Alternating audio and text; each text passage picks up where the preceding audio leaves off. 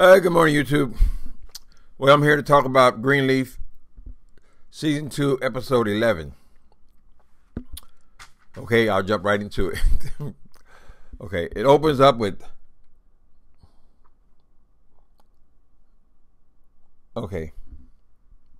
It opens up, Grace is showing, she had her boyfriend, this good Darius, write this article, right?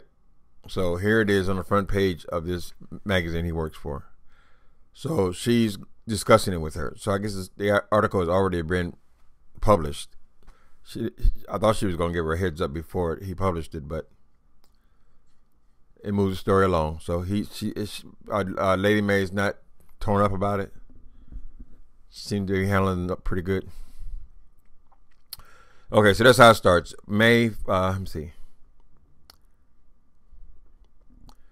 Okay, so the next thing that happens is the little girl, Sophia, comes in the room, and she's telling her mother and grandmother that she has not been invited to this grand debutante cotillion.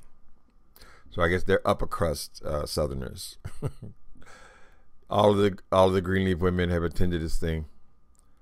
Some kind of, I guess they're debutantes, girls. Anyway, I ain't got to I don't have to describe what a cotillion is, do I? Because I really don't know.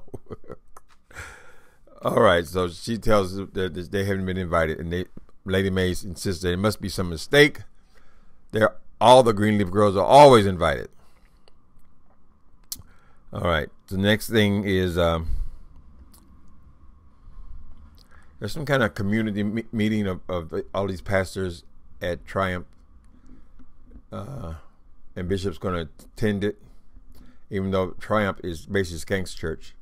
Bassy Skank's church must be pretty big because this room is huge, and they have these huge tables full of pastors and bishops. And so, so they haven't seen each other since Skanks moved out next door. And they let Jacob go up before them all and announced the opening of his new church, a church without walls, called, is it True Church or Real Church? Real Church. Real Church or True Church. And then Skanks is a little late. He comes in and explains that it was because one of the other pastors was telling him something about some story. So the story is there's a young gay kid, 16 years old, feels rejected by God in the church. He tries to kill himself by car fumes. So they make this announcement, and this is what the pastor who was talking to Skanks, he tells the group. And then Skanks comes up, and he says a few words, which impresses Grace, that he's sincere. They want to do something about the problem with homophobia in the church. What a hot topic that is. That part is, even though it's very sad, that part is very real. Because for years and years and years and years, the church has sit up there and watched these people hurt themselves, these gay kids hurt themselves, these people with these self-destructive behavior, and ignored it. Completely ignored it. As soon as they added the word gay, if it had anything to do with gay, they didn't want to hear it. I know it from my own experience. So I guess we're about to open that one up. And I'm still concerned about the missing Kevin. Now, I hope they're not going to tie this into this boy Kevin and did something to himself, because he's disappeared off the face of the earth, seemingly. Charity got this letter left to her. I mean, he'd abandoned her, and the kid and everything else just disappeared. No one's heard from him since. I think, though, that if it was a suicide note, Charity would have known that. She wouldn't have just, gone like nothing's happened. But she could always reconsider after reading it again and putting two and two together or whatever. Anyway, we still don't know what happened to Kevin. He made no appearance in this episode and was hardly mentioned. All right.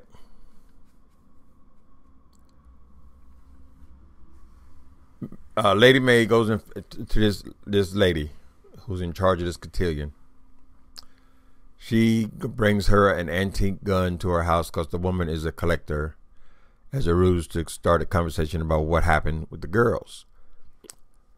Why they weren't invited to this cotillion. And the woman says, I'm so sorry. I know your family's been going through a lot. That's why I wasn't surprised that we didn't get an application from you. And Lady Mae said, excuse me? We received no application from you. That's why you weren't invited, because we never got it. And Lady Mae said, well, I did. I sent 2 for both girls, both her granddaughters. And the woman says, well, we didn't get it. And so Mae asked her, who was in charge of the emails? Well, I sent the email myself personally. And she told her the magic name. What is that girl's name? Skank's wife. Whatever Skank's wife's name is. Let me see. I know I put it down here somewhere. Tisha Skanks. Oh, so Lady Mae gonna pay her a visit, right? Lady Mae goes into the woman's office. She had a lovely little office, and confronts her. And okay, and I have to come back to that because there's a couple more scenes, and then we get back to those 2. But basically, Lady Mae accused her of sabotaging the girls' applications because of the ongoing feud with her husband. The woman says, I can assure you, it had nothing to do with me.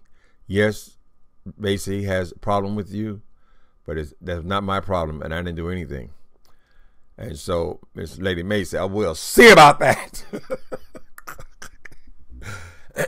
She marches off, and we'll get back to that in a minute. Okay.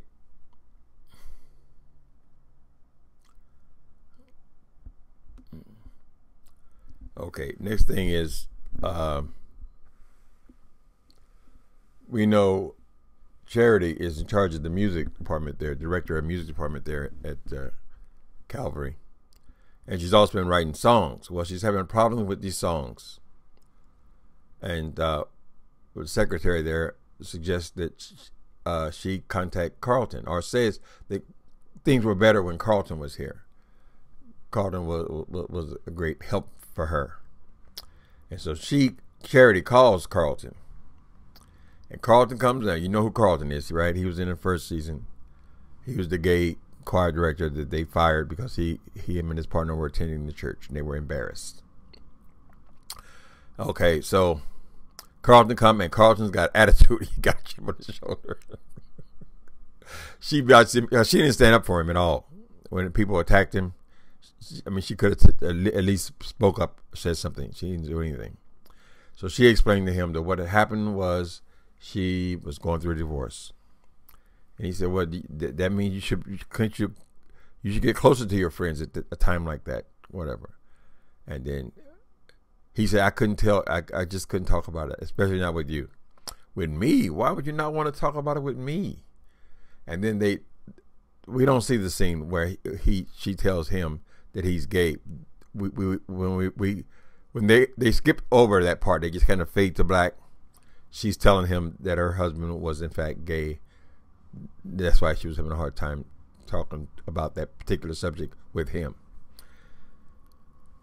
All right, so when they pick it back up again, she's already told him. And so he has compassion. They forgive each other. It's all lovey-dovey and all that kind of stuff. Right? Okay, this was Carlton. Bishop invites Jacob and Clarissa to dinner. Okay, so after the thing at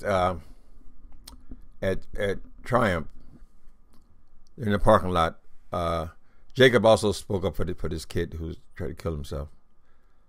And Bishop kind of liked what he was saying about when he announced his church, about the church on the walls and meeting the people and feeding the homeless and all that kind of stuff.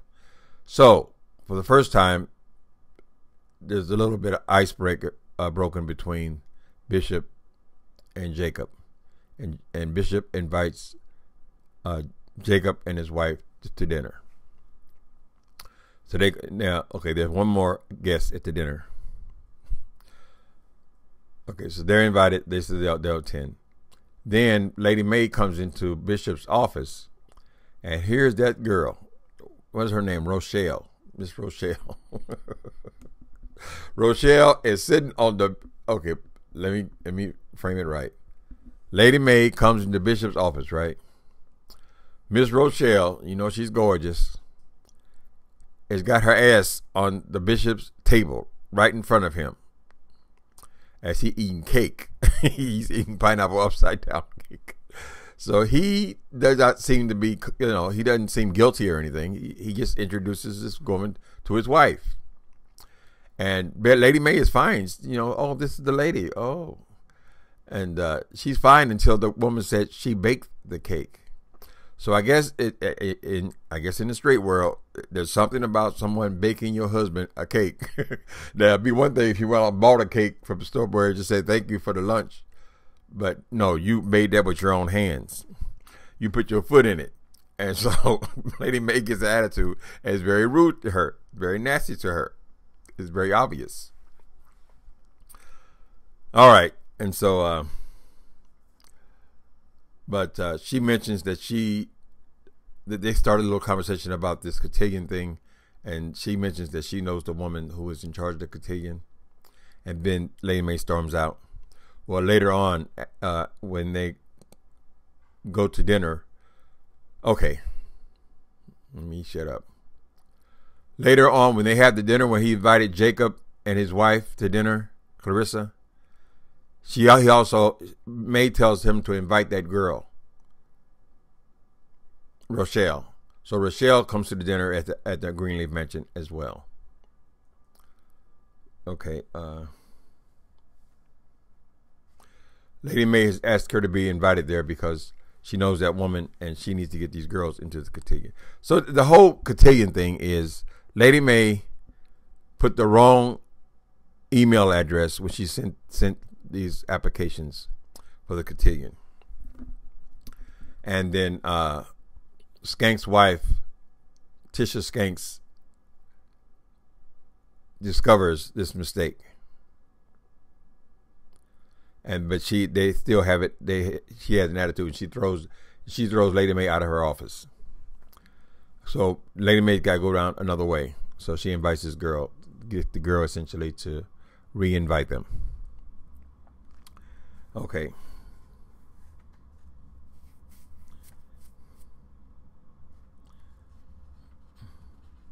Now I don't know what this thing is with Grace. I thought she knew that Bassy was the devil. Okay, so Grace calls Bassy. She was impressed by some words he said at that council meeting of bishops and pastors, and they meet. And he gives her the long song and dance about how he came to the Lord, how the Lord saved him, and all this kind of stuff. And I don't understand. Does she like him? She's already got a boyfriend. But anyway, she's seeing another side of him or something. But everyone else knows that he's up to something. He's going to ride this boy's attempted suicide into something else. Everyone seems to realize that, except for Grace. Grace kind of falling under the scale. But basically, what? He's so oily. He walks like a pimp. He got the mug walk with the dragon leg. I mean, maybe it's just a short man complex, but there's nothing that appears to be sincere about him. He does not come across as a sincere person at all. I don't know how he can make his living as a pastor. But she kind of falls for it. They meet. They talk. Zora is still, that's Jacob's daughter, is still seeing this boy who we've already been revealed that he's an abuser. He's an abusive person. And she promised Sophia she wouldn't see him no more. You're right, he is no good dog, and he can't sing that good. But she's been seeing him, you know what, how it happens. They want the bad boys. They're sitting there. He sweet talks himself into her drawers. So She's a virgin at this point, and now she has made love with this boy. Something tells me that's not going to end well. Anytime you see a man putting his hand on a woman in drama, in these kind of fiction, this kind of fictions, it always leading somewhere. He's an abuser. He don't stop being an abuser. Hopefully this girl don't mess around and get pregnant by this devil. All right. She tells Sophia that she didn't have sex. Sophia at first was, oh my God, sex. and then as she calms down a little bit, she wanted to know how it was and how it felt. Next thing we see is she calling her boyfriend, asking him, oh, have you ever had sex? See how it happens? Sin. All right. Hopefully, Miss Sophia keep her drawers on, because she's already showed an interest in ministry. Can't be no pastor if you're going to be, Anyway. Maid tells Gigi about them. Okay. So, at that dinner, Miss Clarissa, she's the bitter one. She's bitter because she don't want to be poor. She feels like Miss Clarissa is Jacob's wife. She feels like when Grace came back, it threw her whole life into turmoil, because he was slated to walk in the bishop's footsteps. He was his right hand at that point. They've changed those characters so much, because initially Jacob was a whoremonger and she was a bitter, loudmouth woman. So they calmed her way down and made the family functional now. But she still has resentments against Gigi for showing up. So when they're at the dinner, talking whatever, this girl says about, she implies that it's because of Gigi that the girls were not invited to the cotillion. And Gigi accepts that because she just done killed that man last week. They don't seem to talk about Mac very much anymore. That's already old news. They don't even mention that this girl just killed somebody. Anyway, you would think she'd be in therapy or something. But so she kind of drops that at the dinner table. And after the dinner, Lady Mae brings her and Gigi are having dinner out on the lanai or something. And she tells her, okay, it wasn't your fault. I mean, it really wasn't your fault. I put the wrong address on the email. That's why they didn't get it. So take all that guilt off of her. And as they're talking, the girls, Sophia runs in and tells them, we're going. I got my letter. And Zora got hers too. We're going. So then Gigi tells her that, well, your grandmother's had a talk with the people. Well, you would think if she's the first lady, I mean, they're the bishop, first lady, they should be able to get them to go to a damn party. But it was a big deal, young girls, All right. Last thing her Charity is banging out these notes, right? Charity is collaborating with the producer guy over this song. She sings the song. He loves the song, and at the end of the song, she reaches over to him and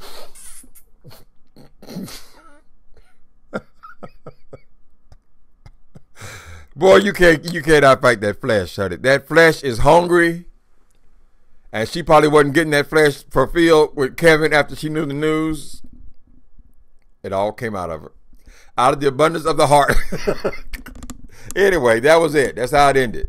We ended it in mid smooch. He didn't get a chance to respond, so that's what we'll be picking it up next week. All right, people. Happy Thursday.